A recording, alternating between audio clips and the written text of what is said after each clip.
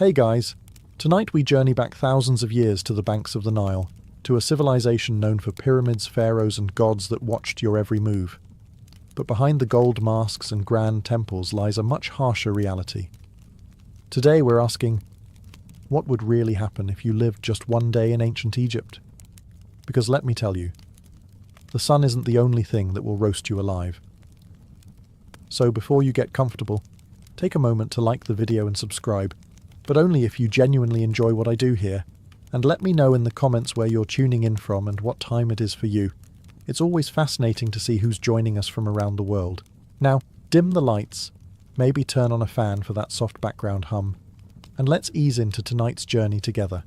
Welcome to ancient Egypt, land of pyramids, gods, and relentless ultraviolet violence. Before you even open your eyes, the sun is already blasting through your reed hut, like it's auditioning for the role of unforgiving sky god. There are no curtains, no shades, and certainly no air conditioning. Just the raw, unforgiving heat of the desert, baking everything, including you, by breakfast. You're lying on a straw mat with a linen sheet that's more suggestion than protection. The Nile breeze you were promised in all those travel documentaries? Yeah, it's gone. Probably died sometime around 2800 BC. By the time you stumble outside, the temperature is already flirting with 90 degrees Fahrenheit, or around 32 Celsius, and it's not even mid-morning. The sun doesn't just shine in ancient Egypt. It attacks. Your linen tunic. Useless. It's like wearing tissue paper in a sauna. And don't even think about sunscreen. There's no aloe vera, no SPF 50, not even a floppy hat with a logo from a beach resort. Ancient Egyptians did have protective oils, but unless you're wealthy or work in a temple, you're not getting any of it. Your best option? Smear yourself with mud or crocodile dung, which apparently might keep you from turning into a human torch. Emphasis on might. By midday, the stones under your feet are hot enough to cook lentils. Shade is a luxury. Trees are rare. You might get a little relief hiding behind a mud brick wall, but even that wall is sweating by now. You, on the other hand, look like someone threw you into a clay oven and forgot to set a timer.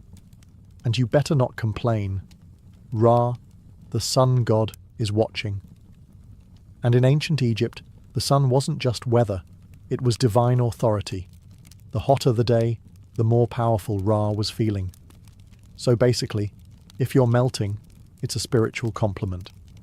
In short, surviving one day in ancient Egypt requires hydration, humility, and an ironclad tolerance for feeling like a roast chicken. And this is just the morning. You're finally out of bed, or rather, off your scratchy straw mat. And the good news is, the Nile is just a short walk away. The bad news? You can already smell it before you see it. Yes, the mighty Nile, the life-giver of ancient Egypt, revered as sacred, the reason civilization here even exists. But let's be honest, it also smells like a fish market had a bad breakup with a swamp. The banks are buzzing with flies, frogs, and things that probably shouldn't have legs but do. Still, this is where you bathe. Soap hasn't been invented yet, and even if it had, you couldn't afford it. Instead, you lather yourself in the freshest cleansing technology of the day, sand. That's right, exfoliation the Egyptian way. Just rub yourself down with coarse grains and call it skincare. It's like nature's sandpaper, but less effective. Washing clothes, also done in the Nile. And by washing, we mean pounding them against rocks, while praying that a crocodile doesn't mistake your laundry for a tasty midday snack. Oh, and just to make things more fun, let's not forget the occasional sewage runoff from upstream. Remember, people, livestock, and the occasional funeral boat all share this river. And yet, somehow, this is considered clean. You scrub, rinse, and emerge feeling slightly less sticky and only moderately more worried about leeches. If you're a city dweller in Memphis or Thebes, you might be lucky enough to use a public basin or cistern. But for everyone else, it's Nile or nothing, and don't expect privacy. This is a public bathing space, shared by families, neighbours, livestock, and the odd ibis pecking around your ankles like it pays rent. Water jars are filled and balanced on heads, carried back to your mud brick house before the midday heat turns the clay into toast.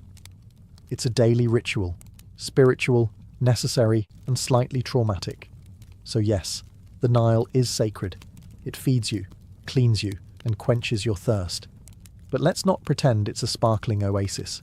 In reality, it's part miracle, part biohazard, and all you've got. By now you've bathed in the crocodile-infested Nile, you've sandpapered yourself semi-clean, and your body feels like a baked fig. Time for breakfast, the most important and least glamorous meal of your ancient Egyptian day. Let's set expectations. There are no eggs Benedict, no fruit bowls, and absolutely no iced lattes. Breakfast in ancient Egypt is less of a culinary event and more of a tactical refueling operation. You sit on a low stool, if you have one, or just squat in the corner like everyone else. The centerpiece of your meal? Bread. Lots of it. Dense, coarse, and often as chewy as a leather sandal. It's made from emmer wheat or barley and baked in clay ovens that may or may not be shared by the local rats. And don't be surprised if there's sand in your slice. Not as a topping, just an uninvited ingredient from the grinding stones. A daily dose of minerals, you could say. Then comes the beer. But don't get excited. This isn't crisp, bubbly craft ale. This is thick, cloudy, lukewarm, liquid bread. More porridge than pint. It's packed with calories and vaguely fermented. A medieval smoothie with the faint taste of sour cereal and survival. Even children drink it. Not to be edgy, but because it's safer than water. At least the brewing process boils out the parasites, unlike the Nile, which we just discussed is basically a petri dish. If you're lucky, and we mean very lucky, you might get an onion or a few dried dates to go with your carbon foam combo. Protein? Only if someone caught a fish and didn't immediately eat it raw. And as you chew your rock-like loaf and sip your grain sludge, flies buzz around you like it's a buffet. Because it is. For them. You swat at them with one hand, hold your cup with the other, and try not to think too hard about the fact that this is likely the best meal you'll have today. Breakfast in ancient Egypt isn't about flavour. It's about function. It fuels your body just enough to survive until the next time someone hands you another sand-infused brick of bread. Bon appétit. You've had your gritty bread, your chunky beer, and just enough rest to call yourself functional. Now it's time to work. And trust me, ancient Egyptian labour makes modern burnout look like a spa day. Unless you're a scribe, priest, or royalty, which, let's be honest, you're not. Your job is pure muscle and dust. No air-conditioned cubicle. No coffee breaks. No ergonomic chairs. Just sweat, sand, and a constant risk of collapsing before noon. If you're a farmer, you'll be ankle-deep in Nile mud by sunrise, yanking weeds or planting barley under the eye of an overseer whose hobby seems to be yelling. You use wooden ploughs, crude sickles, and your bare hands. If your back hurts, congratulations, that means it's working. If you're a labourer, things get even more biblical. Imagine hauling multi-ton stones for temple construction under a blazing sun, while barefoot up ramps made of gravel and prayer. There's no OSHA here. You trip.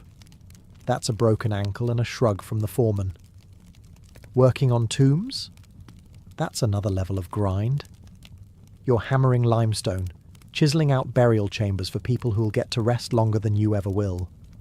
And if you mess up a pharaoh's tomb, let's just say job security might involve a sealed chamber and a curse. And if you're a woman, you're not off the hook. Domestic work is also physical labour. Grinding grain, hauling water, weaving linen, caring for kids, and still helping in the fields. Your break is when the baby naps. For 7 minutes. While you prepare dinner. You eat on the go. You wipe sweat with your tunic. You keep moving, because slowing down means falling behind. And falling behind means someone else gets your grain quota and you get the blame. There's no clocking out. The sun is your supervisor. When it finally sinks behind the horizon, you crawl home, half alive, dust-caked, and dreaming of softer sandals and a less aggressive sun god. Work in ancient Egypt isn't just hard, it's endless. It's a full-body commitment to survival, day after day, until your body gives out or your overseer decides you're not worth feeding. And that's not even the worst of it. After sweating your soul out in the fields or quarry, you might be tempted to grumble. Maybe something small.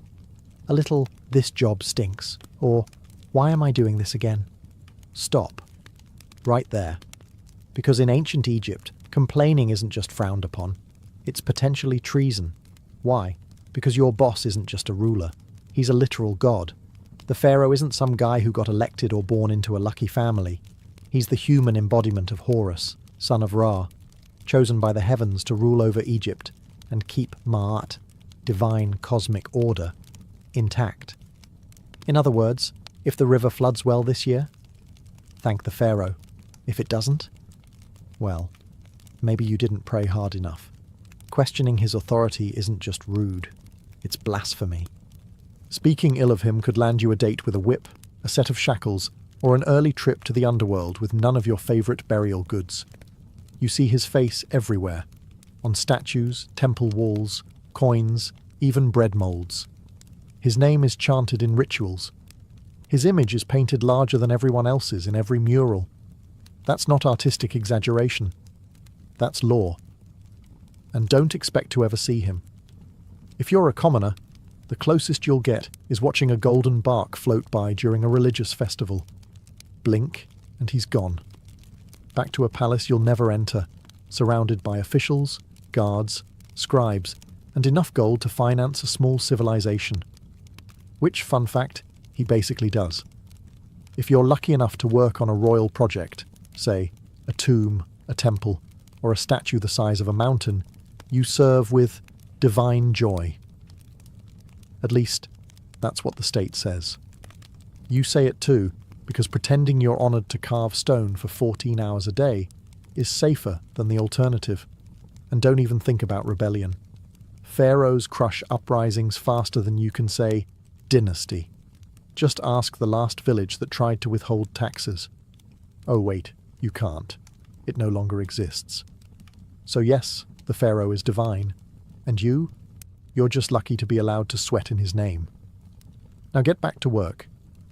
If you thought surviving under the sun was hard, just wait until you realise that in ancient Egypt, sand is your roommate, co-worker, seasoning, and mortal enemy. It's everywhere. In your clothes, in your bed, in your food. There is no escaping it. You could be working, praying, sleeping, or minding your own business in the market. And suddenly, a gust of hot wind sweeps by and turns your face into a grainy exfoliation experiment you didn't ask for. Let's start with the clothes. You wear linen. It's light, breathable, and about as effective at keeping sand out as a screen door is at holding back soup.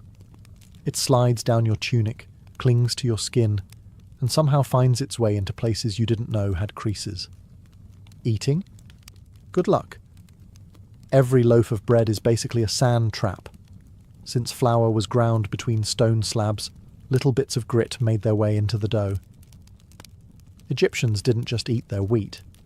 They ate their millstones too. It's why ancient dental remains are often worn flat like river rocks. Imagine chewing your breakfast while also filing your molars. Daily.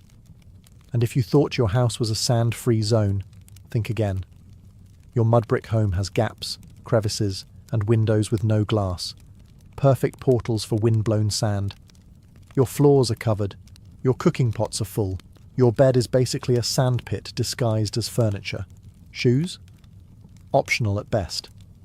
Most Egyptians walked barefoot, meaning you're always one step away from turning your feet into battered leather sandals. If you do have footwear, it's usually a basic pair of sandals made from reeds. Fashionable? Perhaps. Protective?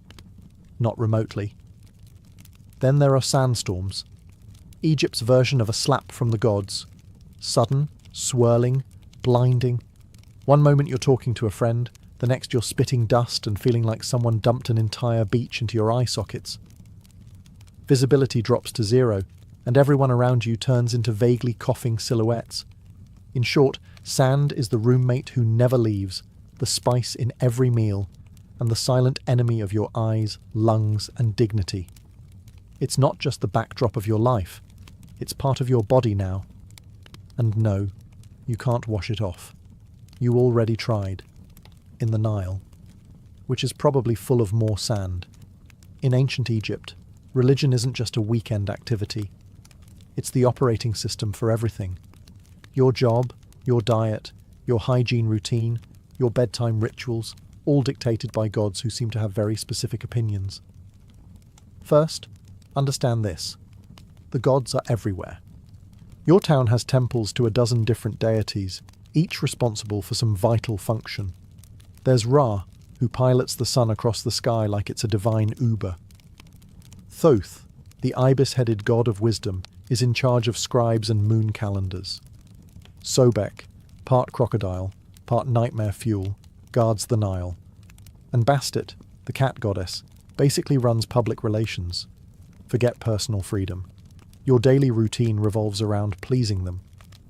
Wake up, thank Ra, spill some beer, apologize to Hathor, stub your toe, curse quietly, or risk attracting a spirit with a grudge. Before meals, you offer a bit of food to the gods. Before bed, you pray that Set, god of chaos, doesn't toss your house into existential disarray overnight. Even funerals are multi-day affairs where the deceased must pass tests, avoid demons, and prove they were morally decent, or risk eternal erasure. Speaking of the afterlife, ancient Egyptians took it very seriously. You don't just die and move on. You must pass a judgment process involving your heart being weighed against a feather of truth. If your heart's heavier, because of lies, cruelty, or maybe stealing someone's goat, you're eaten by Ambient, a creature with the head of a crocodile, the body of a lion, and the legs of your worst nightmare. So yes, even in death, you're still on probation. But here's the twist. This complex belief system isn't depressing. It's comforting. Egyptians believed life was part of a cosmic balance, and if you followed the rituals and upheld Ma'at, the principle of truth and order, you had a chance at a peaceful eternity, complete with food, family, and maybe a boat. Of course, the richer you were, the more gods seemed to notice you. Temples were massive, priests were powerful, and peasants? Well, they just hoped the gods were feeling generous that day. Because in ancient Egypt, faith isn't optional. It's your job description, your insurance plan, and your travel itinerary for the next life. So, you've stepped on something sharp, got bit by something weird, or caught something contagious, which in ancient Egypt is basically Tuesday. Time to seek medical care. Just don't expect a waiting room or a sterile environment. You're about to be healed with a combination of spells, herbs, and sheer optimism. First, you'll be taken to a doctor. And to be fair, they were some of the most advanced in the ancient world. They had surgical tools, medical texts, and a decent understanding of anatomy. But here's the catch. Science in ancient Egypt always came with a heavy dose of magic. You're given a poultice made of honey, mouldy bread, and crushed herbs. Honey actually is antibacterial, and mould has early penicillin properties. So it works? Sort of. But before applying it, the healer will chant a protective spell just to be safe, because you never know when your stomach cramps are actually the result of a spiteful ghost or an angry god. Have a headache? You might get a dose of crushed onions rubbed into your scalp while someone recites a hymn to Thoth. Got a cough? Let's smear cow dung mixed with dates on your chest and see what happens. Eye infection. Time for a paste of lizard blood, ochre, and beer, plus a prayer to Horus. Surgery? It did happen. Sometimes. Abscesses were drained, bones were set, and wounds were stitched with linen thread. But there's no anesthesia. Just a sharp knife and a friend to hold your shoulders down while you scream into a mud brick pillow. Dentistry? Not great. Remember all that sand in the bread? Your teeth are worn down by your 20s. If one gets infected, your options are 1. Live with it. 2. Die from it. Or 3. Have it pulled with something resembling pliers made by a blacksmith with low standards. And let's not forget the amulets. Whether you're giving birth, getting stitched up, or just sneezing too loud, A good doctor/priest will probably hang a charm around your neck, just in case the real issue is an invisible serpent spirit curled around your spleen. So yes, Egyptian medicine had its moments, but mostly, you'd better believe in the gods, because your band-aid is literally a prayer. Here's a plot twist most people don't expect. Ancient Egyptian women had more rights than many women in later civilizations. They could own property, run businesses, file for divorce, and even take a man to court. Sounds progressive, right? But before you pack your bags for a time-travelling girl boss vacation, hold up. Because while the legal status might impress you, the day-to-day reality? Not so glamorous. If you're a woman in ancient Egypt, you probably wake up before sunrise. You're grinding grain by hand, using a giant flat stone that chews through both wheat and your spine. Then it's off to haul water from the Nile, cook breakfast, care for children, manage the household, feed animals, and if needed, help in the fields. You're a one-woman workforce in linen. There's no me time, no spa days, and definitely no maternity leave. Childbirth is risky and painful. Midwives are helpful, sure, but there are no epidurals, no disinfectant, and no push playlists featuring relaxing harps. You give birth in a hot room with incense, prayers, and hopefully, not too much bleeding. Let's talk fashion. Linen dresses are light and breathable, but there's no underwear and no shoes. The sun scorches your skin, the sand grinds into everything, and the bugs think you're an all-you-can-eat buffet. Want makeup? Great. Egyptian women did wear cosmetics, but it's lead-based and applied with sticks that look suspiciously like toothpicks. Now, if you're lucky enough to be born into a wealthy family, things are better. You might read, write, manage estate accounts, or become a priestess. If you're born royal, you could even become pharaoh, like Hatshepsut or Cleopatra, who ruled with brilliance and terrifying eyeliner. But if you're poor, your status may be legal, but your reality is physical. You work, sweat, bend, carry, birth, bury, and pray. You're not chained by law, but by survival. Still, Egyptian women had agency, and that mattered.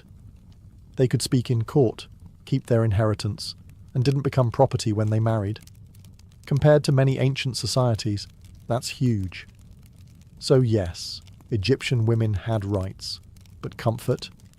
That's reserved for statues and goddesses, not the woman elbow-deep in dough while swatting flies off a toddler. You made it through another grueling day in ancient Egypt. You ate your gritty bread, hauled your buckets, avoided divine wrath, and maybe even dodged a sandstorm. Time to relax, right? Wrong. Because in ancient Egypt, your real test begins after you die. Death isn't the end. It's just the beginning of an incredibly bureaucratic, multi-phase journey through the underworld. And if you thought the labour overseer was strict, wait until you meet the gods of judgment. First, your soul takes a trip to the Hall of Ma'at.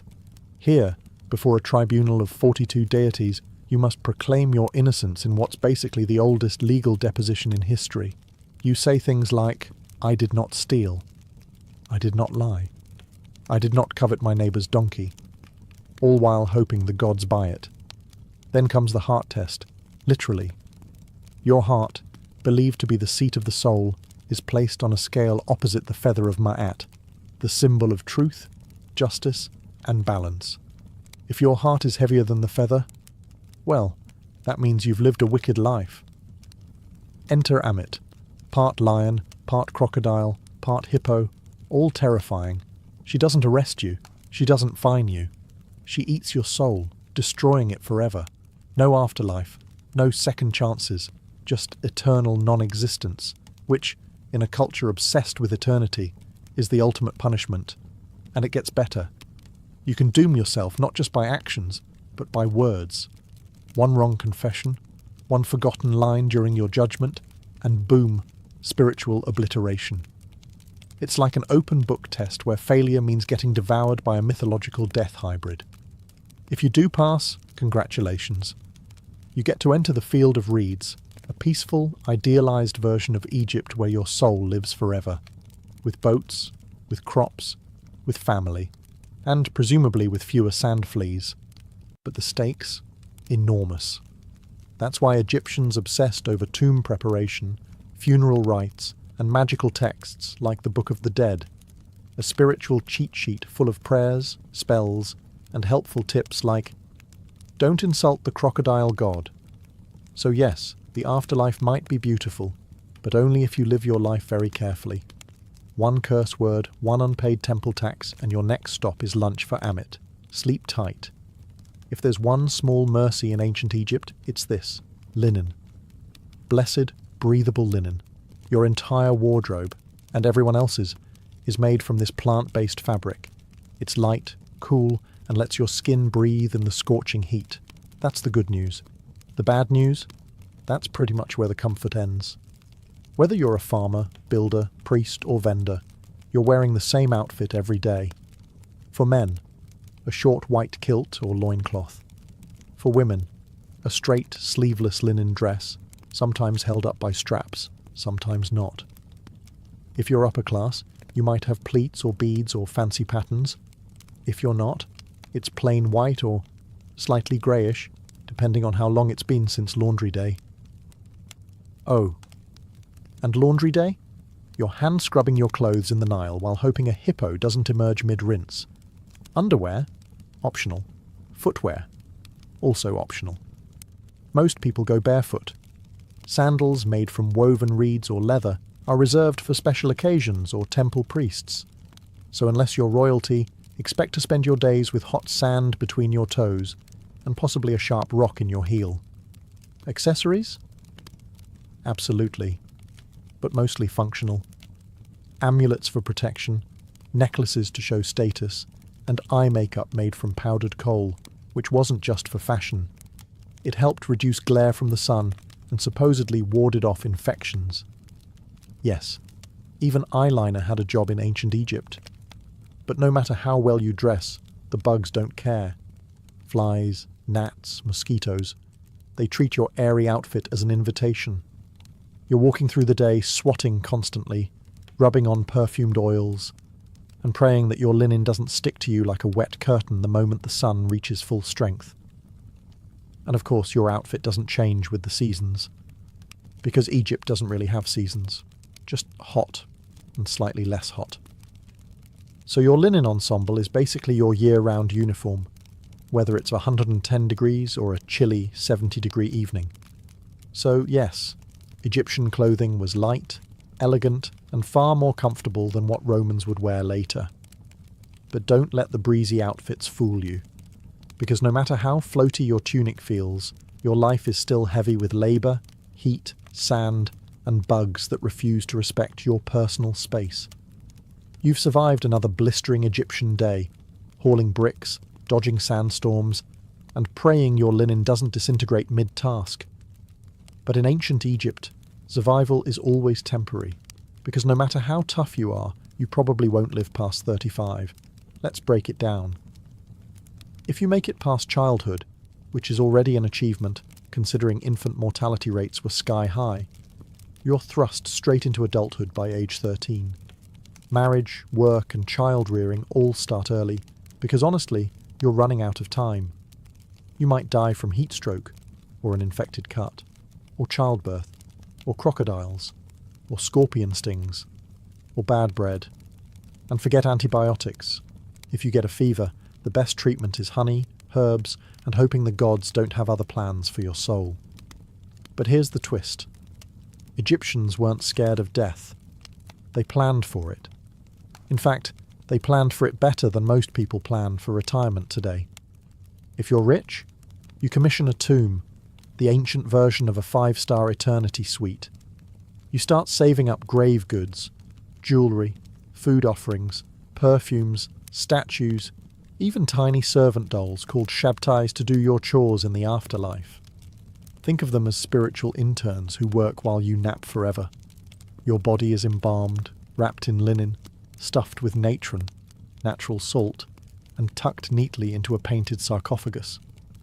You're buried with a copy of the Book of the Dead, which is less about doom and more like a mystical travel guide, complete with passwords for the afterlife, spells to confuse demons, and instructions for not getting eaten by soul-devouring monsters. If you're poor, well, your tomb is likely a shallow pit in the sand. Your body is wrapped in whatever fabric your family can spare, maybe a pot or two placed nearby, and then covered with earth. No murals, no golden mask, just you and the wind. But even the poorest Egyptians held onto the dream of the afterlife, a peaceful, fertile paradise called the Field of Reeds, where you farm without sweat, eat without hunger, and sail the Nile forever under gentle sunlight.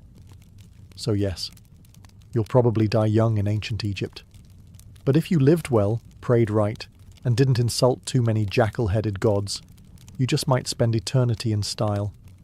You've finally made it to the afterlife. Or at least, into the tomb. You've been embalmed, wrapped, blessed, and buried. Time to rest in peace, right? Well, not exactly. Because in ancient Egypt, even the dead get robbed. Let's start with a simple truth. Tombs are full of expensive stuff. Gold amulets, jewellery, perfumed oils, carved statues, chests full of linens, and, for pharaohs, literal boatloads of treasure. All intended to be taken into the afterlife. But treasure in a tomb is basically an open invitation for someone with a chisel and bad intentions. Tomb robbery was so common that it became a full-time problem. Pharaohs tried to fight it by hiding their tombs deep in cliffs, locking them behind trapdoors, and scrawling terrifying curses on the walls. Things like, "May a crocodile devour your soul," or "May your limbs be twisted forever by a serpent made of fire." Spoiler, the curses didn't work. Grave robbers came anyway, at night in secret, with inside knowledge. Sometimes they were locals, sometimes they were corrupt workers who helped build the tombs. In some cases, even priests and guards were in on it. And the punishment for getting caught? Severe. Think public beatings, mutilation, exile, or death. But considering how valuable tomb goods were, especially gold and rare incense, the risk often seemed worth it. After all, the dead don't fight back. But it's not just the wealthy who got robbed. Even commoners' graves were disturbed. Poorer Egyptians might have been buried with a small pot of beer or a loaf of bread for the afterlife. That was still worth stealing.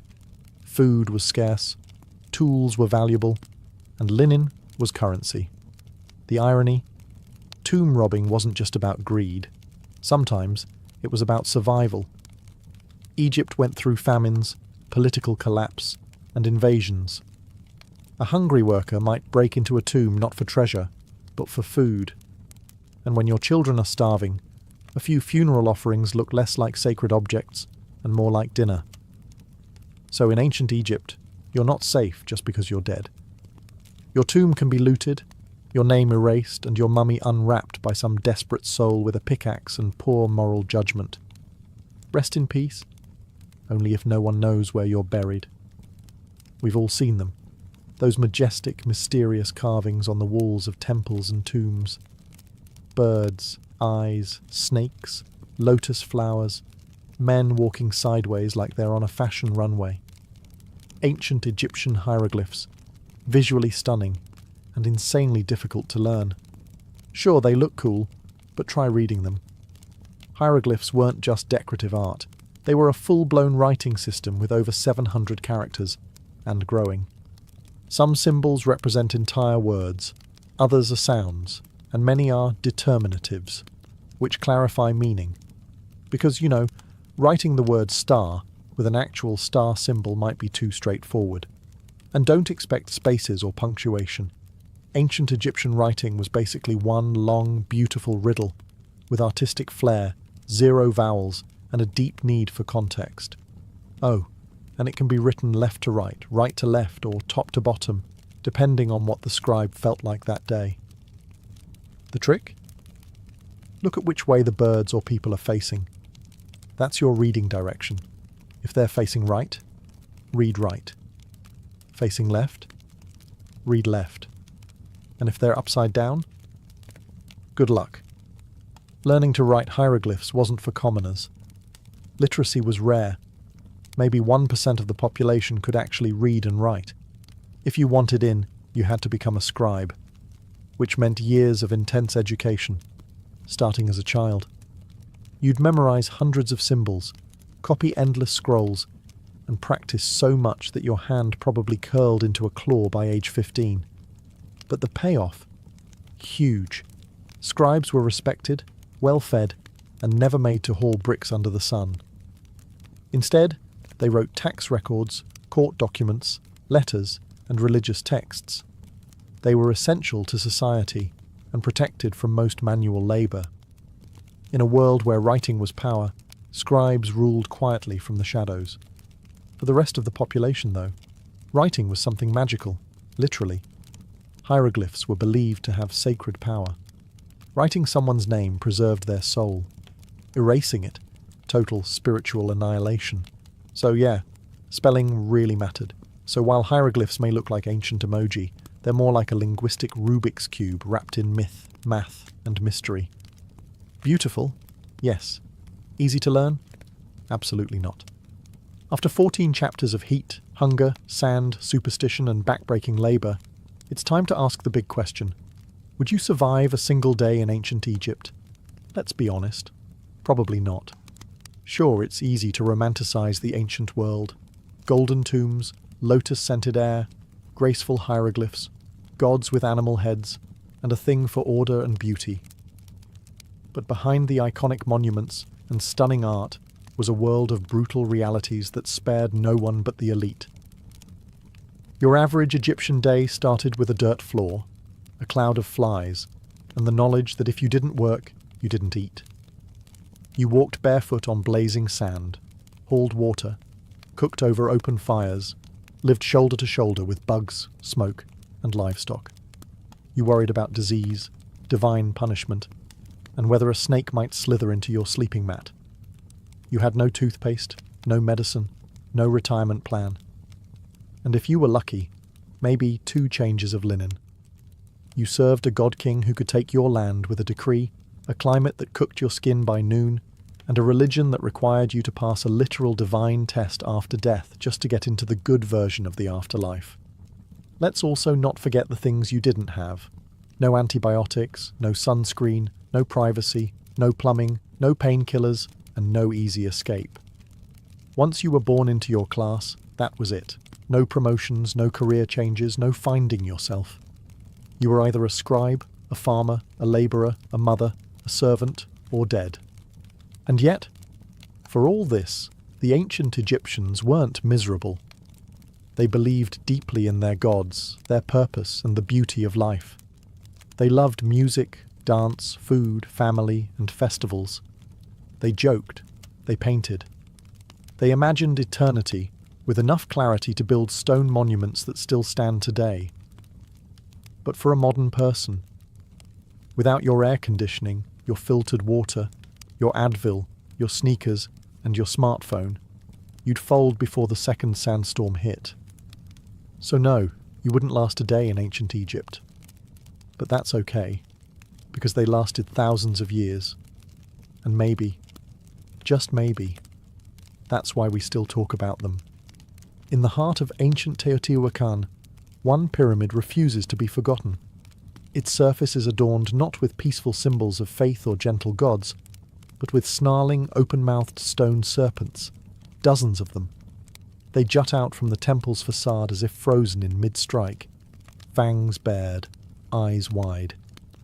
This is the temple of the feathered serpent, known to many as the Temple of Quetzalcoatl. But unlike most temples that reach for the sky with reverence, this one feels different. It feels predatory. From the moment you approach it, there's an eerie sense that you're being watched. The stone serpent heads aren't mere decoration. They were warnings, symbols of divine wrath. And beneath their gaze, something horrific once unfolded. Excavations over the past few decades have revealed something that archaeologists didn't expect. Hidden beneath the temple's base were not just ceremonial offerings, but something far more disturbing, human remains. And not a handful. Over 200 bodies, many of them decapitated, hands bound behind their backs. Young men, warriors perhaps, buried in groups, ritual sacrifices arranged with mathematical precision. Some were buried with obsidian knives at their sides, others with necklaces made of human teeth, or jewellery crafted from jawbones. They weren't simply thrown into the ground, they were deliberately placed in positions of symbolic significance. It's clear, this was no mass grave. It was a message, a divine transaction carved into stone and sealed with blood. But what kind of belief system justifies such horror? Who demanded so many lives be taken, at once? The Temple of the Feathered Serpent wasn't just a religious building. It was a theatre of power, a place where rulers fused cosmology, warfare, and fear to maintain control over a city of more than 100,000 souls. And this ritual bloodletting may have been the cost of keeping the cosmos in balance. As you stand before this temple today, gazing at those stone serpents, you're not just looking at art or architecture. You're looking into the eyes of a civilization that believed the gods needed blood, and that they had every right to deliver it. But who were these people? Who commanded such violence and vanished without a trace? The answer lies in the shadows of Teotihuacan. Before the mighty Aztec Empire, before the Maya carved their cosmic calendar into stone, there stood a city unlike any other in the ancient Americas, Teotihuacan. Its name, given by the later Aztecs, means the place where gods were born. And when you walk its immense avenue of the dead, flanked by pyramids that scrape the heavens, you start to understand why. At its height, around 100 to 250 CE, Teotihuacan was a sprawling metropolis of over 100,000 people, making it one of the largest cities in the world at the time, rivaling ancient Rome, Alexandria, and Chang'an in size and influence. It was a city meticulously planned.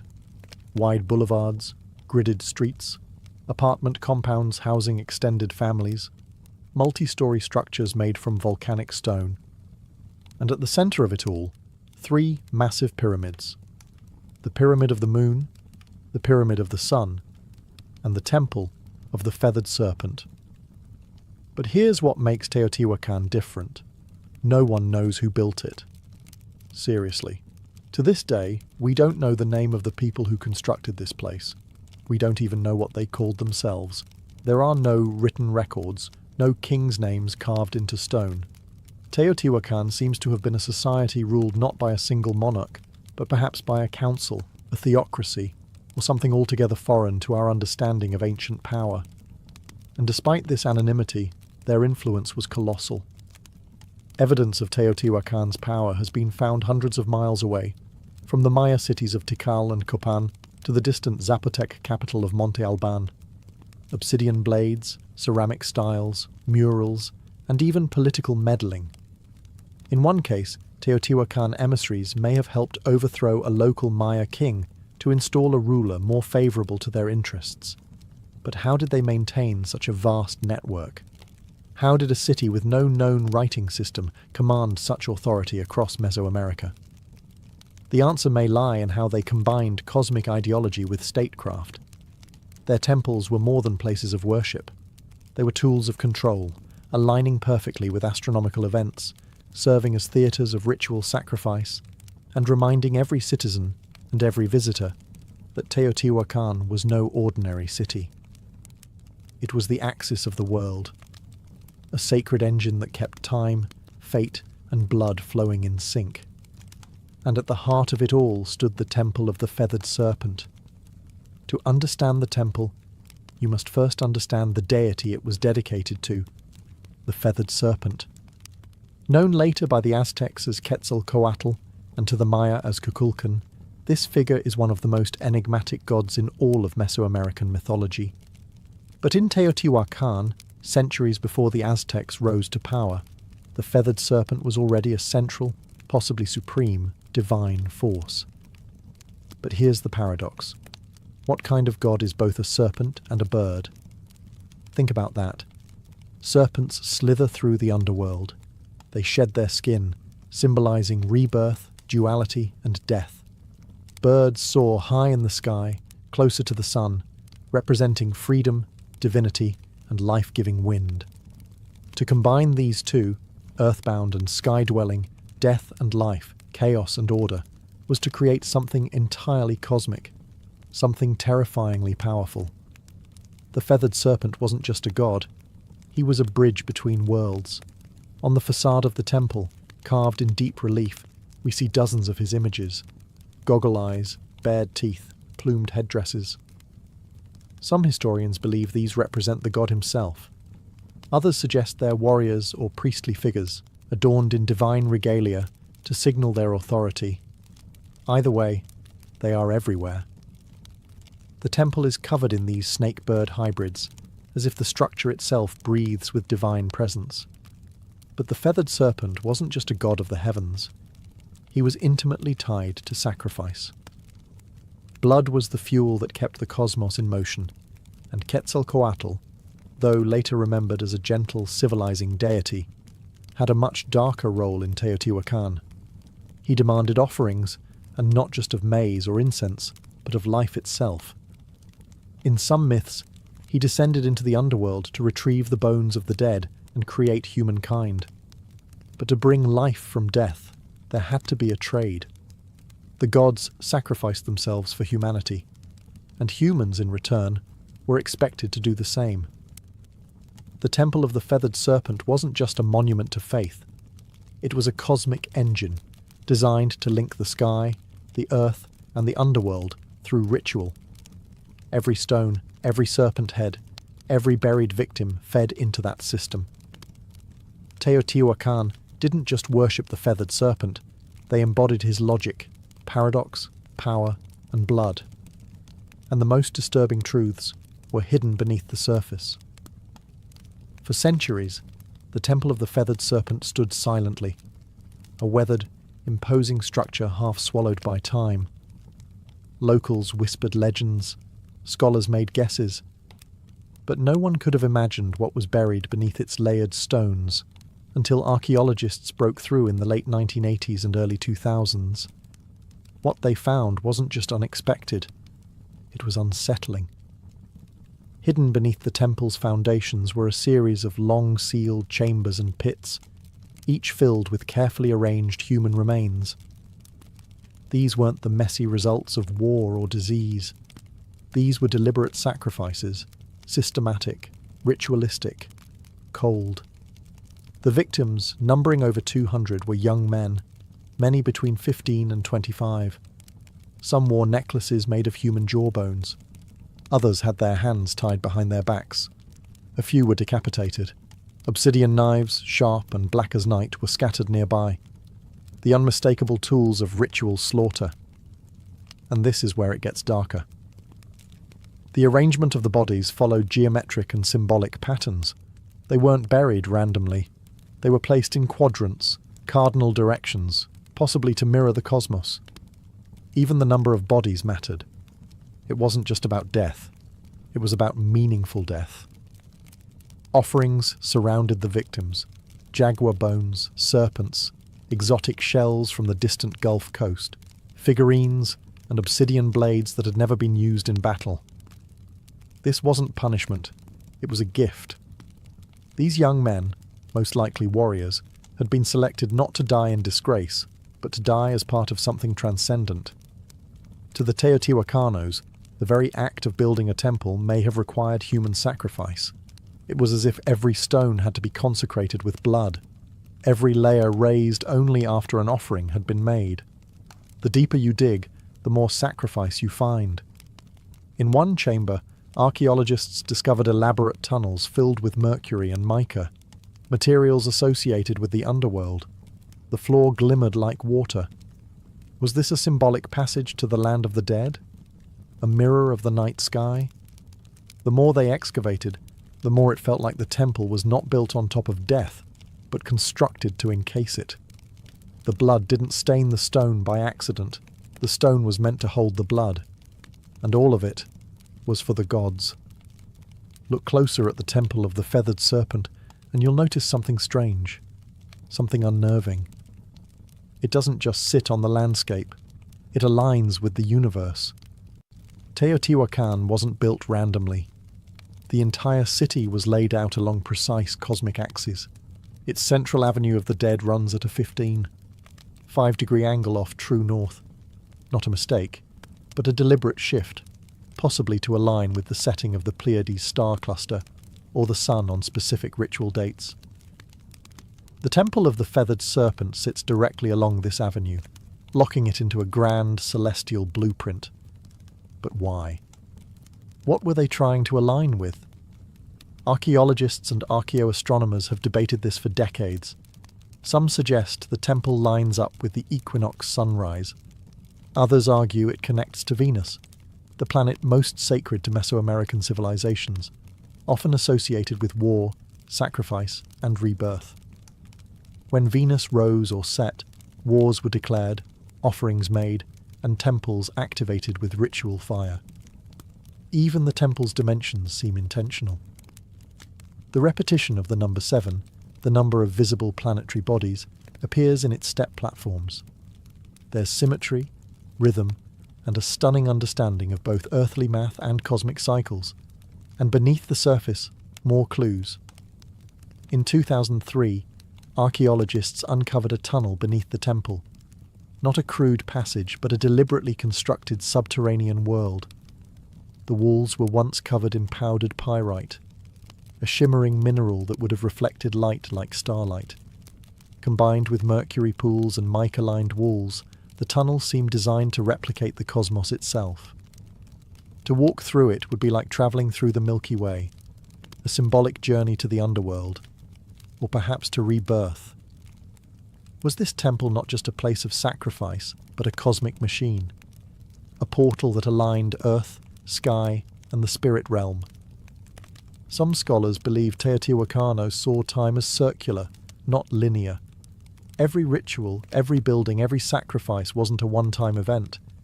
It was part of an eternal cycle. Death leading to renewal, sacrifice fueling rebirth. The temple's alignments may have helped predict celestial movements, coordinate harvests, and more importantly, time when to offer blood. The Temple of the Feathered Serpent wasn't just looking at the stars. It was trying to speak to them. The Temple of the Feathered Serpent wasn't just a spiritual beacon, it was a political weapon. Its very design was meant to overwhelm, to intimidate, to remind every viewer, local or foreign, who held the reins of power in Teotihuacan. Imagine standing in its shadow 1,800 years ago. You, a visitor from a smaller city-state, would arrive at the Avenue of the Dead, already awestruck by the sheer scale of Teotihuacan. But when you reached the Temple of the Feathered Serpent, you'd freeze. The serpent heads stare at you, their fangs bared. Jaguar symbols growl from the stone. The plaza ahead once held massive gatherings, not just for celebration, but for public ritual. You might even witness a sacrifice. The ruling elite of Teotihuacan understood something crucial. Fear is power, and nothing stirs fear like divine wrath.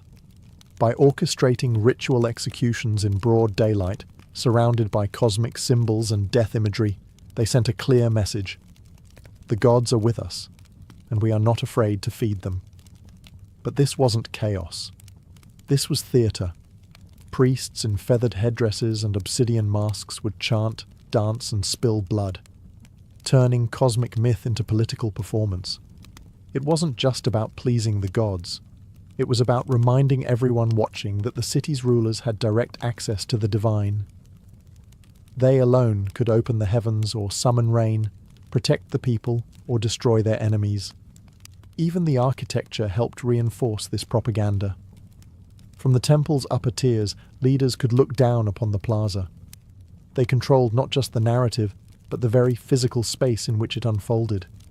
The people looked up, at the gods, at the rulers, at the sacrifices, and knew their place. And for outsiders, Teotihuacan didn't need to conquer with swords. It conquered with symbols. Visiting dignitaries would carry home tales of awe and terror.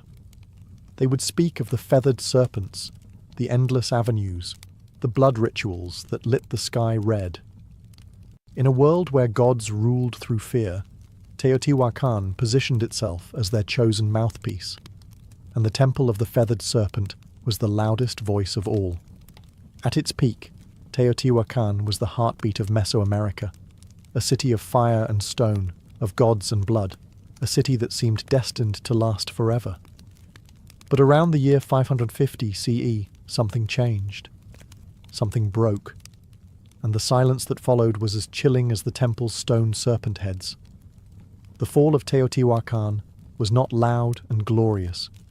It was gradual, then sudden. Signs of strain began appearing decades earlier, signs that the cosmic engine was faltering. Evidence points to a long period of drought, crop failure, and social unrest. The very systems that had sustained this grand city, centralized power, religious dominance, cosmic order, began to crack under pressure. And then came the fire. Archaeologists have uncovered widespread burn layers across elite compounds, temples, and administrative buildings, including signs of violent destruction at the Temple of the Feathered Serpent. What's strange is that the lower-class residential areas were mostly untouched. This wasn't an external invasion. This was an uprising, a rebellion, possibly from within.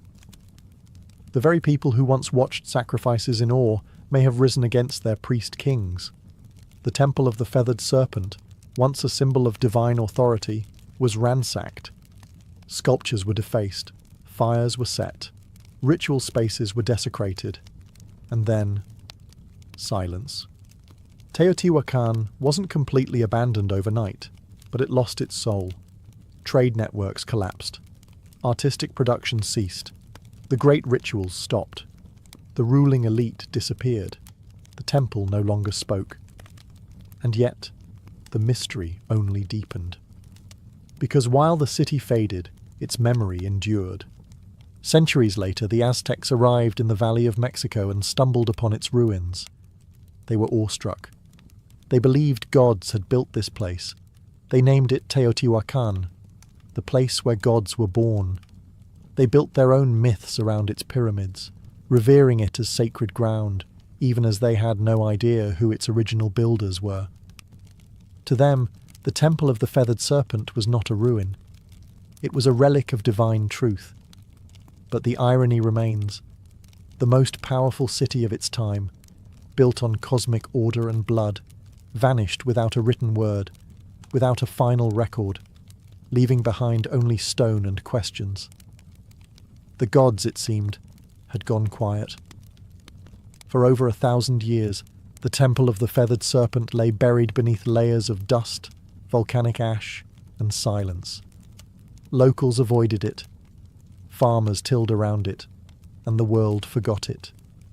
Until the modern age of archaeology arrived and cracked open the secrets buried within its heart. In the early 20th century, Mexican archaeologists began excavating Teotihuacan. What they found was astonishing, a perfectly engineered city far older than the Aztecs.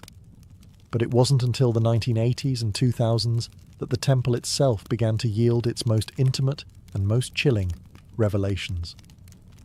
One of the most dramatic discoveries came in 2011, when researchers uncovered a sealed tunnel beneath the Temple of the Feathered Serpent. It had been deliberately closed off nearly 1,800 years earlier, as if to prevent anyone from entering ever again. After years of excavation, scientists unearthed a cosmic corridor, a symbolic underworld lined with pyrite to mimic a starlit sky, pools of liquid mercury, and thousands of ritual objects. Jade statues, rubber balls, obsidian blades, and even carved wooden masks. It felt less like a tomb, and more like a message. Why would the ancient builders go to such lengths? What were they trying to preserve, or hide? Some experts believe the tunnel was used in initiation rituals. Others suggest it symbolized the creation of the world, a mythological womb where gods were born, where kings were made, where divine order was negotiated between humans and the cosmos. The mercury, once thought to be only toxic, may have represented water, or the fluid veil between worlds. And among all these glittering fragments was one persistent whisper. The feathered serpent still lingered, not just as a myth, but as a presence, in murals, in carvings, in the geometry of the temple itself. The serpent hadn't disappeared. It had coiled inward, deep into the bones of the city, waiting to be rediscovered. And with each excavation, each uncovered jawbone or golden ornament, we draw a little closer to its message. One carved not in language, but in stone, sacrifice, and shadow. Modern science has given us X-rays, drones, and ground-penetrating radar. But even with all our tools, one truth remains. The temple still keeps secrets.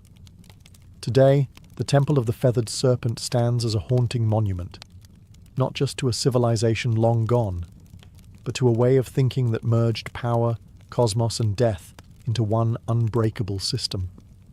Tourists snap photos. Children run past the stone serpent heads. But the ground beneath their feet is soaked in 1,000 untold stories and over 200 known human sacrifices. And still, the temple endures. Its legacy is not just architectural. It's psychological, spiritual, cultural. The feathered serpent, this paradoxical god of sky and earth, continued to evolve. He would be adopted by the Toltecs, then reborn by the Aztecs as Quetzalcoatl, where his myth took on a gentler tone, the bringer of knowledge, the god who wept for humanity, the one who vowed to return. This reimagining of the serpent god shows how myths don't die. They transform. Even in modern Mexico, echoes of the feathered serpent persist, in art, in murals, in literature, and in national identity. The temple's image has appeared on coins, stamps, and even government buildings. It has become a symbol of mystery, of pre-Columbian brilliance, and of the untamed spiritual world that once pulsed through Mesoamerica. But there's another legacy, one less visible, more uncomfortable. The Temple of the Feathered Serpent forces us to confront the price of belief. It asks hard questions. How far will humans go to feel connected to the divine? What happens when power and religion become indistinguishable? Can beauty coexist with terror? In many ways, the temple isn't just a historical site. It's a mirror, a reflection of us, our fascination with life after death, our hunger for meaning, our capacity to build monuments of staggering beauty and to stain them with blood. The temple teaches us that greatness comes with shadows, that civilizations can soar to impossible heights while burying their secrets beneath the stones. And maybe that's why we keep returning, not just to visit, but to understand. Because deep down, we know the serpent is still watching, not to strike, but to remind. Reminders of what we once were, and what we still might be. Before we spoke in words, we spoke in rhythm. Tens of thousands of years ago, long before the invention of writing, even before the birth of language itself, early humans began to create something that could only be described as sound with intention. Not speech, not melody, but rhythm. A hand slapping hollow bark, a stick tapping a stone, a foot stomping earth in time. Somewhere in that ancient repetition, something magical emerged, the first drumbeat. It wasn't called music, it wasn't called anything, but it felt like something, like communication, like movement, like emotion taking form. Anthropologists have uncovered evidence of primitive percussion instruments dating back over 30,000 years. These were likely made from natural materials, tree trunks, hollowed-out gourds, stretched animal hides. Nothing fancy, nothing preserved. But these rudimentary drums were not toys or idle distractions. They served real purposes, to warn, to summon, to connect. Imagine a tribe scattered across a dense forest. One beat from a distant drum, and others knew danger is coming. Or a celebration has begun, or the gods are listening. The earliest drums weren't just tools, they were extensions of the human body. A heartbeat externalized, a pulse that could be felt across a valley. Drumming wasn't something you watched or listened to. It was something you participated in together, around fires, under stars, in caves where echoes made the air itself vibrate. These ancient rhythms became a language of emotion, joy, grief, warning, hope, all expressed not in syllables or symbols, but in patterned sound. Before the first flutes were carved, before string instruments were dreamed of, the drum was already alive, anchoring us in time, giving shape to ritual, and uniting individuals into tribes. In that way, the drum became humanity's first instrument, and perhaps its first form of collective identity. No matter where on earth people lived, they created something to strike, something to beat, something to mark the moment. Because even when we had no words, we had rhythm. And that rhythm was everything. In the cradle of early human civilization, drums were not just instruments. They were sacred voices. Every tribe, every culture, every corner of the earth developed its own rhythm. But the purpose was nearly universal, to commune with the unseen. In Africa, where some of the world's earliest drums emerged, rhythm was deeply intertwined with life, death, and ancestry. The djembe, carved from a single tree and wrapped in goatskin, was believed to contain three spirits: that of the tree it was carved from, the animal whose skin gave it voice, and the craftsman who brought it to life. Played in circles, the djembe didn't just accompany rituals, it was the ritual. Then there were the talking drums, capable of mimicking human speech through pitch and tone. In West Africa, these drums carried messages across miles, relaying news, warnings, births, and deaths from one village to the next. Long before the telephone, humans were already drumming their messages through the landscape. Across the oceans, Native American tribes treated the drum as a living entity. It was the heartbeat of Mother Earth, played in ceremonies to honor ancestors, summon healing, or guide the souls of the dead.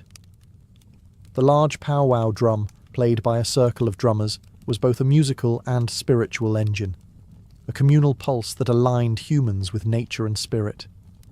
In Australia, the Aboriginal people used clapsticks and percussive stomps in the sacred dreamtime, a mythic era of creation. In the Arctic, Inuit shamans struck frame drums to enter trance states, seeking visions or communicating with spirits during long, dark winters. These weren't performances. These were acts of survival, healing, storytelling, and connection. To drum was to remember. To drum was to belong. And always, it was communal. Drums brought people together into sacred circles, synchronizing hearts and intentions. No sheet music, no stage, just bodies moving, hands striking, souls stirring, all unified by rhythm. It didn't matter where on earth you stood. If you heard a drum in the distance, you knew. Something sacred was happening. Something that words alone could never express. From sacred circles to bloody battlefields, the drum has always spoken. Sometimes with comfort, and sometimes with command. As human societies evolved into kingdoms and empires, drums transformed into tools of domination, instruments of order, and weapons of fear. The earliest armies didn't have radios or megaphones. They had drums. In ancient China, massive drums called bo were struck to coordinate troops across vast terrains. With a single resonant boom, commanders could signal a charge, retreat, or flanking maneuver. These drums weren't just loud, they were strategic. Each rhythm meant something specific, and trained soldiers knew how to listen, even through the chaos of battle. In Mesopotamia, temple drums were used to announce rulers and summon the public. But in times of conflict, they echoed through city walls, terrifying enemies with a deep, relentless thunder. It wasn't just percussion, it was psychological warfare. When the Romans marched, they brought with them the tympanum, a frame drum used in processions and by cults like that of Cybele. Though not a battlefield instrument in the way horns and standards were, it carried symbolic power, a sound of empire, discipline, and order. But no army wielded drums quite like the Ottomans. Their meta bands, the world's first known military orchestras, unleashed an overwhelming storm of drums, cymbals, and horns before battles. The relentless pounding of curse, giant kettle drums, and davil, double-headed bass drums, struck terror into the hearts of enemy forces. Some European accounts describe soldiers freezing in panic before even seeing the Ottomans, paralysed by sound. Drums also enforced power off the battlefield. In royal courts across Asia, Africa, and Europe, drum ensembles announced arrivals, marked coronations, and underscored political rituals. To beat a drum was to declare, power is present. Even enslaved people in the Americas used drums as tools of resistance. On plantations, rhythmic communication kept culture alive and helped orchestrate secret rebellions. The drum, even under oppression, refused to be silenced. So whether it signaled divine right, military discipline, or raw fear, the drum has always carried a message. This is who rules. This is who marches, and this is the rhythm of power. As civilizations branched out across continents, so too did their rhythms, evolving in form, purpose, and philosophy. In the East, drums became tools of precision, spirituality, and ceremony. In the West, they leaned into military power and eventually orchestral grandeur. Two worlds, two paths, one heartbeat. In India, the drum became a sacred instrument of divine language. The tabla, with its crisp tones and fluid grace, was used in classical music and devotional performances, but it was more than accompaniment. It was conversation. Each stroke had a name, a meaning, a syllabic identity. Indian drumming wasn't just percussive. It was spoken poetry, trained over decades. The tabla player was not just a musician, he was a linguist of rhythm. In Japan, the taiko drum emerged as a ceremonial giant. Played in Shinto rituals, theatre and war, taiko required not just technical skill, but physical discipline. The drummers moved with martial precision, their stances grounded like warriors. In festivals, the booming taiko echoed through mountain valleys, believed to drive away evil spirits and call the gods down to earth. Meanwhile, in Indonesia, the kendang drum led the hypnotic flows of gamelan orchestras, guiding dancers and musicians in sacred temple ceremonies. These rhythms were layered, interlocked, and celestial, a sonic reflection of cosmic harmony. Across the world, in Europe, drums had a different story. They were largely utilitarian during the medieval period, signalling soldiers, marking time, enforcing discipline. It wasn't until the Renaissance and Baroque eras that drums began to enter formal music. Even then, they were kept in the background, timpani thundering beneath royal fanfare or echoing in grand cathedrals. In this divergence, you see two philosophies. The East saw rhythm as art and spirit, something tied to breath, chant, and meditation. The West saw it as structure and force, a tool to rally, march, and measure. But both understood the drum's core power, to shape time, to dictate pace, to elevate ritual, to connect humans in ways that transcend language. East or West, sacred or strategic, the drum remained central. Always listening, always speaking. From mountaintop temples to jungle clearings, from desert fires to candlelit cathedrals, drums have always had a place where the human meets the divine. Long before organized religion took root, rhythm was already a sacred language, a way to pray, to summon, to transcend. In Africa, drums were not just instruments, they were spiritual beings. In Yoruba traditions, for example, the bata drum was used to communicate with the orishas, gods and ancestral spirits. Drummers weren't performers, they were priests. The rhythms they played were encoded prayers, inviting the gods to descend and dance among the living. Each pattern had a purpose, each beat a direction. In Hinduism, the drum appears even in the hands of gods. The deity Shiva, in his form as Nataraja, dances the cosmic dance of creation and destruction with a small hourglass-shaped drum in hand, the Damaru. Its beat represents the pulse of the universe itself. From silence to sound, from void to form, the drum is a divine heartbeat. In Buddhism, The ritual frame drum is used in monastic chants and meditation ceremonies. Its slow, soft strikes guide breath and awareness, acting like a metronome for the soul. It's not loud. It's not aggressive. It simply reminds the practitioner to return, again and again, to the present moment. Across the Americas, indigenous tribes use drums in vision quests, sweat lodges, and healing ceremonies. The beat is constant, steady, mimicking the rhythm of the womb, helping participants enter trance states or connect with ancestral spirits. In these spaces, the drum doesn't just accompany prayer, it is the prayer.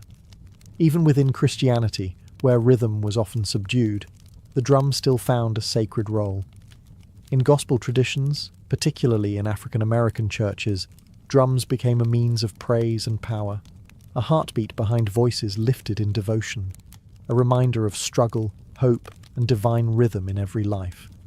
No matter the faith, the ritual, or the God invoked, the drum has been there, not as decoration, but as a vessel for energy, intention, and the mysteries we cannot speak. Because when words fail in worship, rhythm remains, and the divine always listens.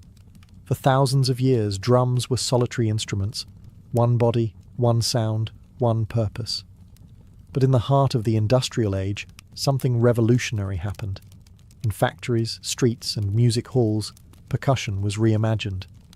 And by the early 20th century, multiple drums were no longer scattered across a stage. They were united, forming something entirely new, the drum kit. It was born out of necessity.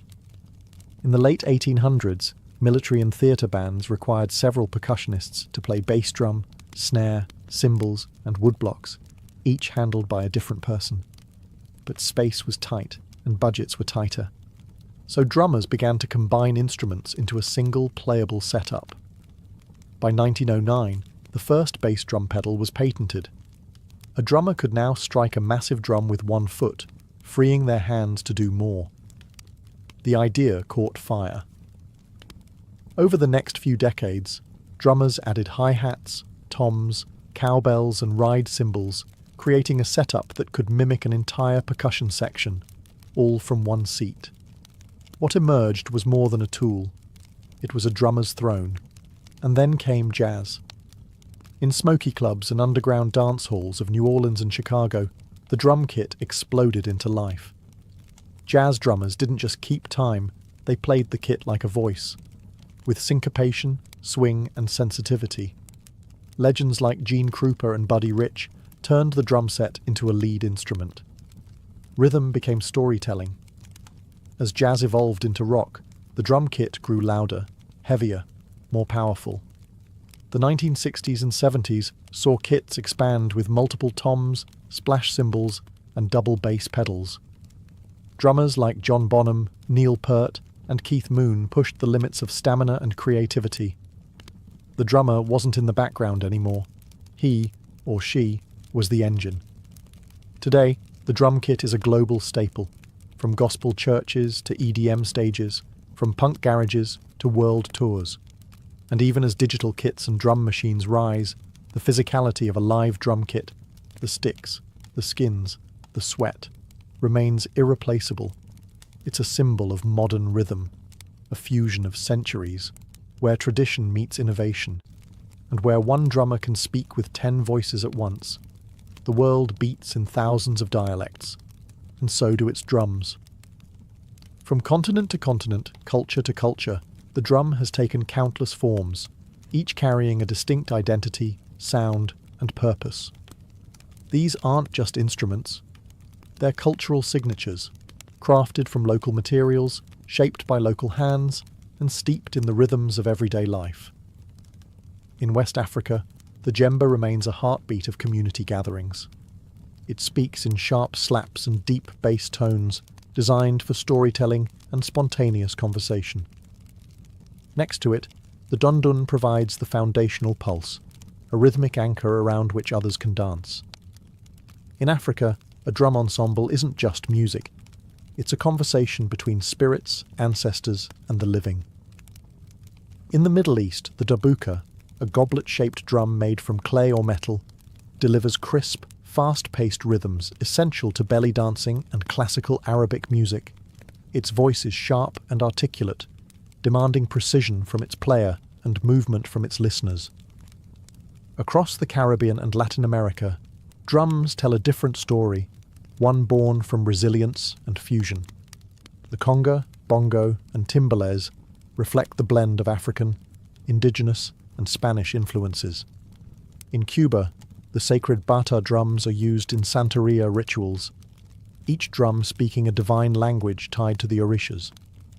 In Brazil, the thunder of surdo and cuica drive samba parades through the streets, infusing joy into protest, prayer, and carnival. In India, the mridangam and tabla dominate South and North Indian classical music, respectively. These drums are so precise, they are tuned to pitch, blurring the line between rhythm and melody. Each finger movement matters, each stroke carries centuries of tradition.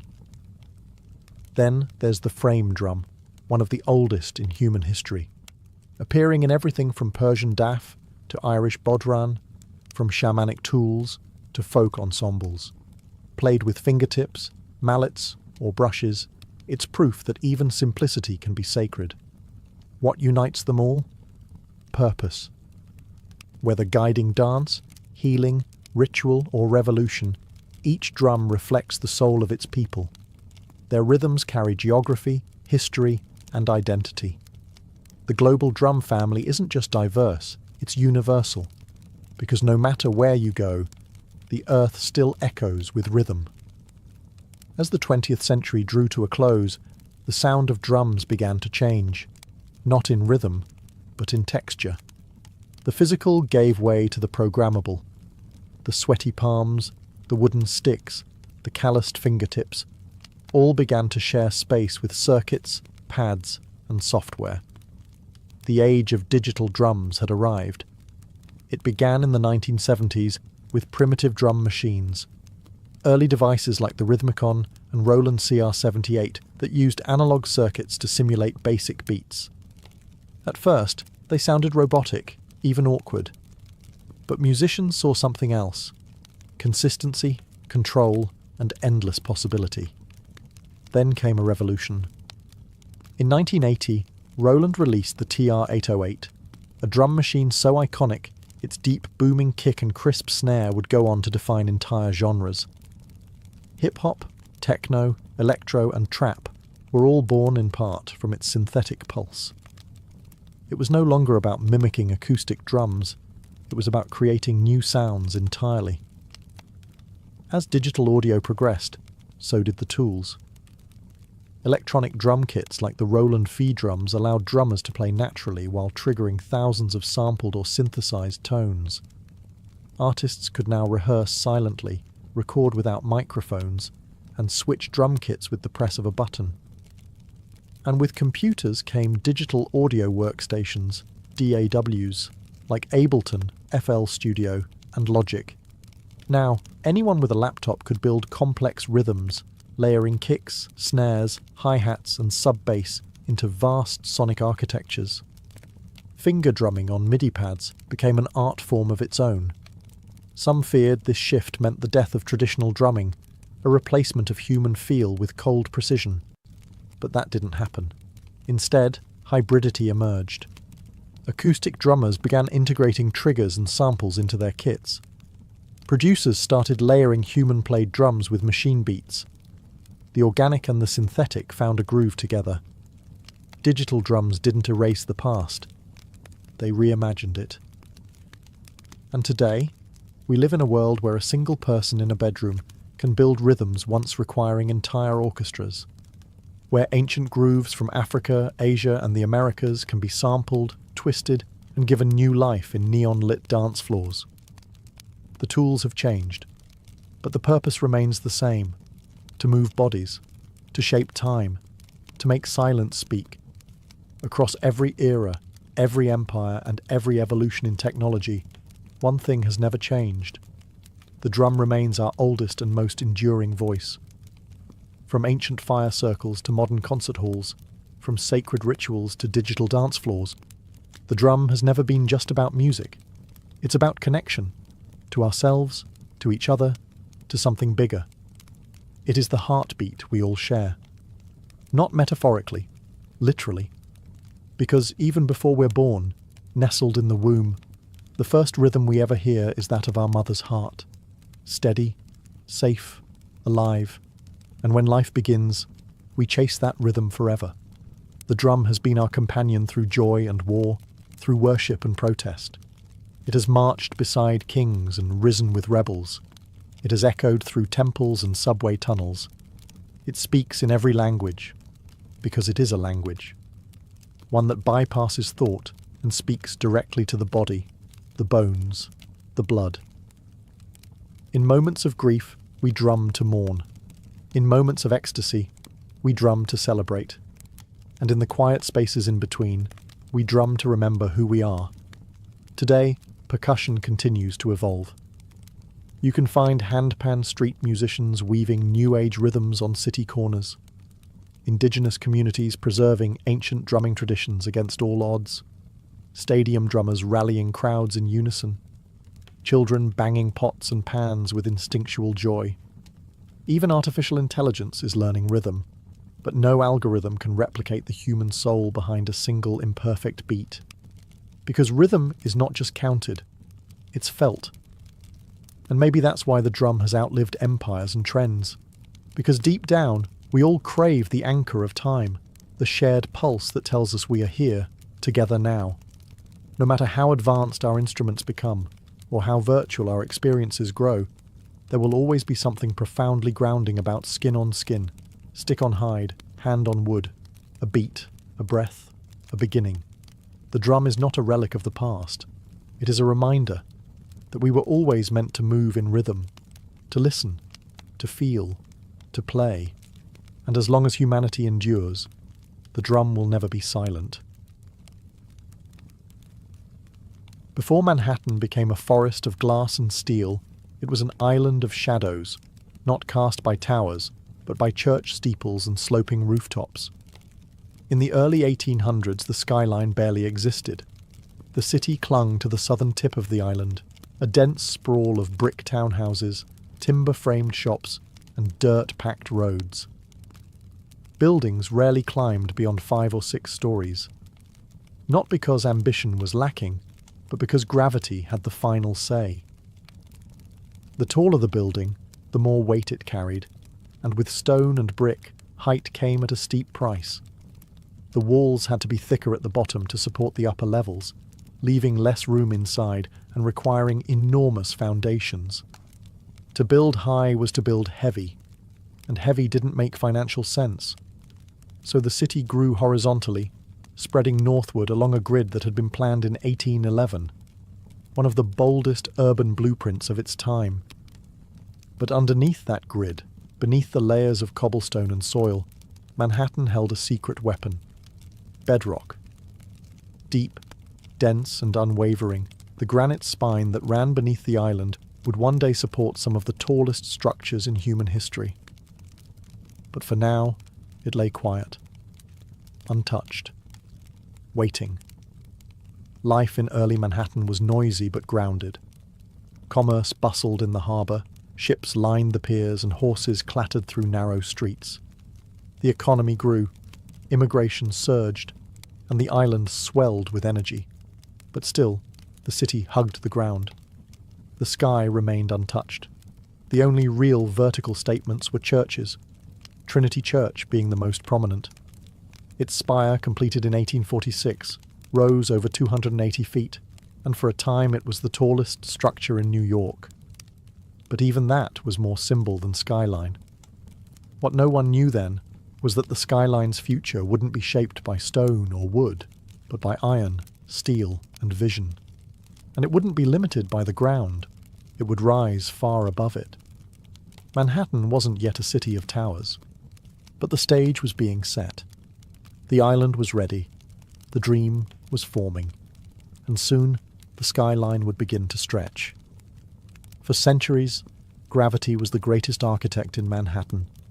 It kept buildings short, cities flat, and human ambition tethered to the earth. But in the mid-19th century, two breakthroughs would break the skyline wide open. One lifted people, the other lifted buildings. The first came in 1852, when an inventor named Elisha Otis unveiled his revolutionary safety elevator. In a dramatic demonstration at the New York Crystal Palace, Otis stood on a platform suspended high above a crowd. He ordered the rope to be cut. The crowd gasped, but the platform didn't fall. A hidden mechanism locked the lift in place. With that single breathtaking moment, Otis changed the rules of height. Until then, the top floors of buildings were the cheapest. No one wanted to climb stairs. But once elevators became safe and practical, those upper floors became premium space, offering light, air, and status. The vertical city suddenly made economic sense. But being able to move people upward wasn't enough. Buildings still relied on load-bearing walls, which grew thicker and more cumbersome the higher they went. That's where innovation number 2 arrived: the steel skeleton. In the 1880s and 1890s, engineers began using steel frames to support the weight of buildings, allowing exterior walls to become thin curtains rather than heavy structural anchors.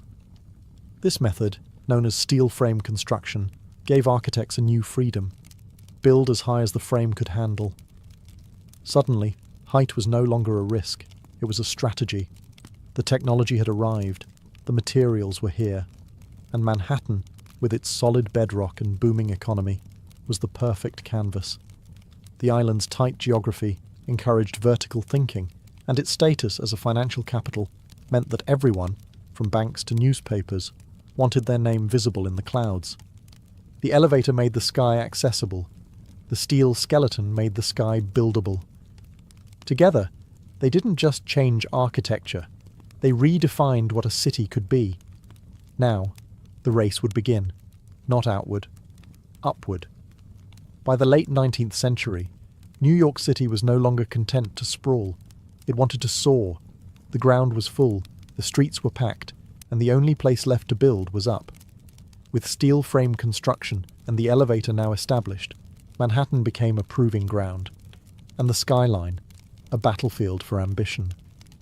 The first shots were fired in the 1890s. In 1890, the New York World Building, home to Joseph Pulitzer's newspaper empire, rose 20 stories above Park Row. It was the tallest office building in the world, briefly. Not to be outdone, the Park Row building claimed the title next in 1899, standing at 391 feet. Each new tower was a declaration, not just of wealth, but of vision. To build higher was to announce, "We are the future." Soon, the skyline began to sprout with steel giants. The Singer Building, completed in 1908, stood at 612 feet, becoming the tallest building in the world, and the first structure to surpass the height of the spire of Trinity Church, which had held the record for over 50 years. But even that wouldn't last. In 1913, the Woolworth Building took the crown. Designed by architect Cass Gilbert and funded in cash by retail magnate Frank W. Woolworth, it rose 792 feet, over 55 stories, in a soaring display of neo-Gothic beauty. Dubbed the Cathedral of Commerce, the Woolworth wasn't just tall, it was majestic, an architectural sermon about America's rise as a modern power. But this wasn't just architectural competition, it was branding warfare. Corporations and institutions vied for the tallest, most distinctive buildings, towers that would etch their names into the sky. Every new height was a headline, every silhouette a symbol. The skyscraper became the ultimate billboard, permanent, imposing, impossible to ignore. And beneath it all, the rhythm of progress beat relentlessly. Steam shovels dug foundations into granite. Riveters hammered steel day and night. Immigrants and ironworkers balanced on beams hundreds of feet in the air with no harnesses, only grit and resolve. The skyline was no longer theoretical. It was real, and it was rising. As the 1920s roared through Manhattan, the skyline began to dance. Not just climb. This was the era of Art Deco, a time when architecture wasn't only about height, but style. The Jazz Age poured elegance into steel and stone, and New York's buildings became icons of movement, light, and energy. The most dazzling of them all was the Chrysler Building. Completed in 1930, it stood 1,046 feet tall, briefly becoming the tallest building in the world. Commissioned by car magnate Walter Chrysler, the tower wasn't just a monument to corporate success. It was a symphony of design. Its stainless steel spire, built in secret and hoisted into place overnight, shimmered in the sun like a crown. Ornamental eagles, modelled after hood ornaments, jutted from the corners like guardians of the future. With its curves, chevrons, and machine-age detailing, the Chrysler Building didn't just scrape the sky, it seduced it. But the race wasn't over. Just a few blocks away, another titan was rising, the Empire State Building. Completed in 1931 during the depths of the Great Depression, it soared to 1,250 feet, stealing the title from Chrysler and holding it for nearly 40 years. Built in just 410 days, with thousands of workers labouring through wind, snow, and steel dust, the Empire State wasn't just a building, it was a message. New York endures. While much of the country struggled, Manhattan pushed upward, and its buildings mirrored the era's dual identity, elegant but aggressive, optimistic yet competitive. The Art Deco style captured the contradictions of the time, geometric but graceful, modern but steeped in myth. Towers weren't just functional, they were sculpted, glowing at night like beacons of possibility. And yet, beneath all that glitter, there was purpose. These skyscrapers were built by barons and moguls who wanted more than profit. They wanted legacy. A permanent place in the skyline, and in history. By the end of the 1930s, Manhattan's silhouette had taken shape. The city was no longer just a capital of finance. It was a cathedral of ambition, a skyline that didn't whisper progress, it shouted it. After World War II, Manhattan's skyline entered a new phase, one less ornamental, more corporate. The elegance of Art Deco gave way to glass, steel, and straight lines. America was now a global superpower, and New York was the front office of that empire. The skyline adapted accordingly, not with decorative spires, but with monuments of efficiency. In 1952, the United Nations headquarters rose on the East River, a bold, boxy glass tower flanked by low marble wings. It marked a shift in tone, global, diplomatic, futuristic. It wasn't just a building, it was an architectural statement about international order in the atomic age, and it set the tone for what would follow.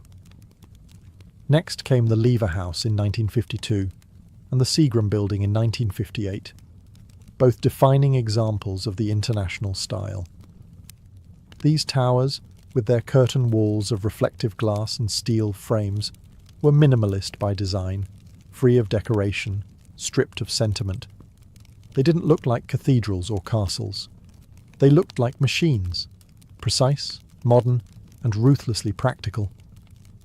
The Seagram Building, designed by Ludwig Mies van der Rohe, was especially influential. Its bronze-tinted glass, uniform grid, and open plaza introduced a new kind of urban presence, not to impress with flourishes, but to project order, discipline, and power.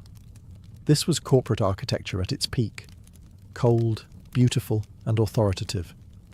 As businesses boomed, so did the skyline. Midtown became the hub for America's major corporations, banks, media companies, law firms. These new skyscrapers didn't compete for beauty. They competed for square footage, for location, and for presence on the horizon. Gone were the soaring spires and gargoyles. In their place stood mirrored monoliths, anonymous giants that reflected not just the clouds, but the ambitions of Wall Street. And yet, in their silence and simplicity, these towers spoke volumes. They told the story of a country obsessed with growth, precision, and modernity. They defined the corporate era, shaping the look and feel of cities across the globe. But even amid all this glass and steel, one thing remained true. The skyline was still a symbol. Only now it whispered power, rather than shouted beauty. By the late 1960s, New York was already a vertical masterpiece, but it still had room to dream bigger. That dream took shape at the southern tip of Manhattan, where a pair of identical towers would soon alter the skyline forever. They were bold, controversial, and unlike anything the world had ever seen. They were the twin towers of the World Trade Center. Conceived as a hub for global commerce, the World Trade Center project was overseen by the Port Authority of New York and New Jersey. Architect Minoru Yamasaki designed the buildings with a radical minimalist approach. Vertical lines, aluminum cladding, no setbacks. Each tower would rise over 1,160 feet, dwarfing every building before them. The ambition wasn't just architectural, it was ideological, a statement of global connectivity, a new temple for capitalism. Construction began in 1966. To make room, an entire neighborhood, Radio Row, was raised. The foundations required a revolutionary technique known as the slurry wall, allowing engineers to build deep into the soft riverbed while holding back the Hudson. It was one of the most challenging engineering feats of its time. When completed in 1973, the Twin Towers weren't universally loved. Some critics called them sterile or boxy. Others mourned the loss of the ornate towers of the past. But to many, the towers were pure presence, bold, confident, and commanding. They didn't dance with the sky like the Chrysler. They didn't taper like the Empire State. They stood firm, twin pillars of certainty and scale. More than just buildings, the World Trade Center became an international symbol of business, of unity, of American might. People came from around the world to visit the observation decks, to dine at windows on the world, or simply to stare up in awe from the plaza below. For nearly 3 decades, the Twin Towers dominated Lower Manhattan. They anchored the skyline, giving it symmetry and gravitas. And while other cities built taller structures, none carried the iconic weight of those 2 towers rising side by side. The skyline had changed once again. This time, not with ornament or artistry, but with monumental ambition. On the morning of September 11th, 2001, the Manhattan skyline changed forever, not by cranes or construction, but by violence and smoke. In less than 2 hours, the Twin Towers of the World Trade Center collapsed into dust, fire, and twisted steel. Thousands of lives were lost, and the 2 pillars that had once defined Lower Manhattan were gone. The attack wasn't just an assault on people or buildings. It was an assault on symbols, on what those towers stood for: commerce, modernity, freedom, ambition. For decades, the Twin Towers had defined the southern end of the island. Their clean, monolithic forms had become visual shorthand for New York itself. Now, that skyline was fractured. In the days and weeks that followed, Lower Manhattan became a wound, open, smouldering, raw. Where once there had been height and light, there was only absence. And that absence echoed. Photographs of the skyline looked hollow. The familiar silhouette was broken, and the space that had once pulsed with global energy became known as Ground Zero. For the first time in a century, Manhattan wasn't building up. It was mourning. The city grieved, but it also endured. Steelworkers, firefighters, police officers, and volunteers poured into the site, not to construct, but to recover. Rubble was cleared. Lives were honoured. Silence replaced the clang of iron. In a city always rushing forward, this was a forced pause. A long breath held in collective pain. But even in sorrow, New York did what it had always done. It looked up. Discussions about rebuilding were complicated, emotional, political. What should take the place of the towers? Should anything rise again? Could the skyline be restored without erasing the loss? For years, the hole in the ground remained, a reminder of what was and what was taken. It became sacred space. And yet, slowly, plans emerged. Designs were drafted, cranes returned, steel returned. Not to erase the tragedy, but to create something new beside it. But before anything was built, one truth stood clear. The skyline was no longer just a symbol of power or ambition. It had become a memorial, a silhouette shaped by both triumph and tragedy. And the story wasn't over. In the aftermath of devastation, a city known for speed, ambition, and movement paused. Not to surrender, but to reimagine. Rebuilding the Manhattan skyline after 9/11 wasn't just a matter of architecture, it was a matter of identity. What would rise in place of the Twin Towers? Could anything? The answers came slowly. In 2003, a design by architect Daniel Libeskind was selected for the new World Trade Center site. It wasn't just about height, it was about healing, memory, and renewal. The plan would blend commercial space with public memorials, parks, transportation, and light. It wasn't a return to what had been. It was a statement of what could be. At the heart of it all stood a new tower. One World Trade Center, originally called the Freedom Tower. Rising from the northwest corner of Ground Zero, it would become the tallest building in the Western Hemisphere at 1,776 feet, a number chosen to echo the year of America's independence. But this wasn't just about patriotism. It was about defiance, about reaching up, again, despite loss. Construction began in 2006, and in 2014, One World Trade Center opened its doors. Clad in shimmering glass and standing like a crystal obelisk, it didn't try to imitate the past. It offered something new, reflection, both literal and symbolic. The building changes with the sky, glowing, darkening, disappearing, depending on the light. It is presence without arrogance. Beside it, the 9/11 Memorial opened in 2011. Two deep voids where the original towers once stood, each with a continuous waterfall and the names of the fallen etched into bronze. It's not just part of the skyline, it's part of the city's soul. The new skyline took years to take shape. Other towers rose, 3 WTC, 4 WTC, and 7 WTC, each one sleek, modern, and purposeful. Together, they represent not just a city rebuilt, but a city transformed. New York didn't just replace what was lost, it evolved. It honoured the past while building for the future.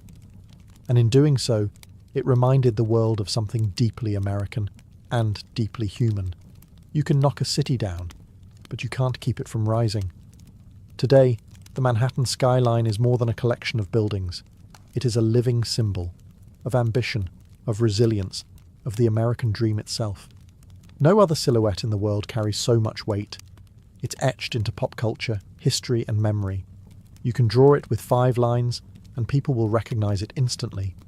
It tells a story of bold engineers and fearless ironworkers, of architects who imagined spires that pierced clouds, and of immigrants who crossed oceans to help build them. It speaks of risk, reward, and reinvention, the constant churn of New York itself. It has never been finished, and it never will be. The skyline is alive, always changing. In recent years, it's stretched even higher, but not in lower Manhattan. This time, the vertical race moved uptown. Along Billionaires Row, super slender residential towers like 432 Park Avenue, Central Park Tower, and 111 West 57th Street now rise like needles above Midtown. These skyscrapers are feats of engineering, pencil-thin, wind-tested, and made for the ultra-wealthy. Critics call them sky-piercing expressions of inequality. Others see them as marvels of modern ambition. Meanwhile, in Hudson Yards, an entirely new neighbourhood has appeared, with gleaming glass towers, public art, and corporate headquarters rising where rail yards once sprawled. The skyline now stretches farther west, evolving with the city's changing needs and ambitions. But even as it grows, the skyline holds its past tightly. The Empire State Building still glows at night, the Chrysler still gleams at sunrise, and One World Trade Center stands solemn and proud. The skyline remembers what came before, even as it reaches for what's next. More than any monument or statue, it is the skyline that defines New York, not just in form, but in meaning. It is a place where humanity dared to build upward, again and again, through booms, busts, wars, and wounds. A city of millions, reflected in steel and glass. It doesn't just mark where the city ends, it marks where dreams begin. Because in Manhattan, the sky has never been the limit, it's just the next floor.